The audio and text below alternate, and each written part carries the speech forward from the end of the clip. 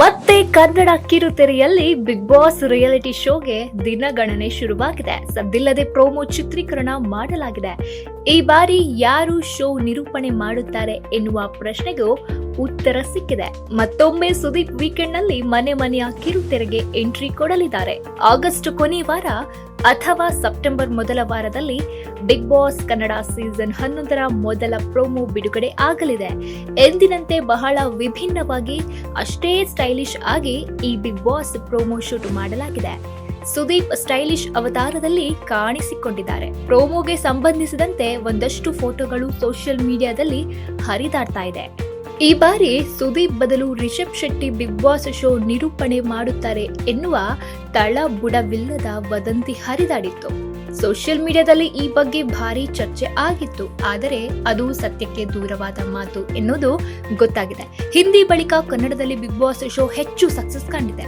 ನಿರೂಪಣೆ ವಿಚಾರಕ್ಕೆ ಬಂದರೆ ಸುದೀಪ್ ಬೆಸ್ಟ್ ಎಂದು ಎಲ್ಲರೂ ಒಪ್ಪಿಕೊಂಡಿದ್ದಾರೆ. ಸೀಸನ್ ನಿಂದ ಸೀಸನ್ಗೆ ಸುದೀಪ್ ಸಂಭಾವನೆ ಕೂಡ ಹೆಚ್ಚಾಗಿದೆ. ಇನ್ನು ಕಿಚ್ಚ ಬಹಳ ಇಷ್ಟಪಟ್ಟು ಶೋ ನಡೆಸಿಕೊಳ್ತಿದ್ದಾರೆ. ಹಾಗಾಗಿ ಅವರು ಶೋ ಬಿಡುವ ಮಾತೇ ಇಲ್ಲ. 10ನೇ ಸೀಸನ್ ಅನ್ನ ಸಮಥಿಂಗ್ ಸ್ಪೆಷಲ್ ಎಂದು ಹೇಳಲಾಗಿತ್ತು.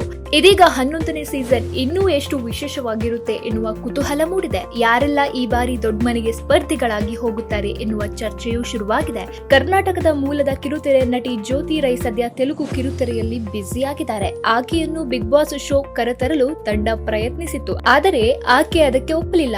ಬೇರೆ ಬೇರೆ ಪ್ರಾಜೆಕ್ಟ್ ಗಳಲ್ಲಿ ಬ್ಯುಸಿ ಇರುವುದರಿಂದ ಸಾಧ್ಯವಿಲ್ಲ ಎಂದು ತಿಳಿಸಿರುವುದಾಗಿ ಸೋಷಿಯಲ್ ಮೀಡಿಯಾದಲ್ಲಿ ಮಾಹಿತಿ ಹಂಚಿಕೊಂಡಿದ್ರು. ಸೆಪ್ಟೆಂಬರ್ 27 ಅಥವಾ ಅಕ್ಟೋಬರ್ 5ರಂದು ಬಿಗ್ ಬಾಸ್ ಕನ್ನಡ ಸೀಸನ್ 11 ಆರಂಭವಾಗಲಿದೆ. ಯೂಟ್ಯೂಬರ್ ವರ್ಷಾ ಕಾವೇರಿ, ಕಿರುತೆರೆ ನಟ ವರುಣ್ ಆರಾಧ್ಯ, ತುಕಾಲಿ ಸಂತು ಪತ್ನಿ ಮಾನಸ, ನಟ ಸುನಿಲ್ ರಾವ್, ಮೋಕ್ಷಿತಾ ಪೈ, ದಿವ್ಯಾ ವಸಂತ್ ಹೀಗೆ ಹಲವರ ಹೆಸರುಗಳು ಈ ಬಾರಿ ದೊಡ್ಡ ಮನೆಗೆ ಹೋಗಲು ಕೇಳಿ ಬರುತ್ತಿದೆ. ಕಳೆದ ಬಾರಿ ಡ್ರೋನ್ ಪ್ರತಾಪ್ಗೆ ಅವಕಾಶ ಕೊಟ್ಟಿದ್ದು ಭಾರಿ ಚರ್ಚೆ ಹುಟ್ಟಾಕಿತ್ತು. ಹಾಗಾಗಿ ಈ ಬಾರಿಯೂ ವಿವಾದಗಳಿಂದ ಸುದ್ದಿ ಆದವರು ಬಿಗ್ ಬಾಸ್ ಮನೆಗೆ ಹೋಗುವ ಟಿಕೆಟ್ ಪಡೆಯುತ್ತಾರಾ?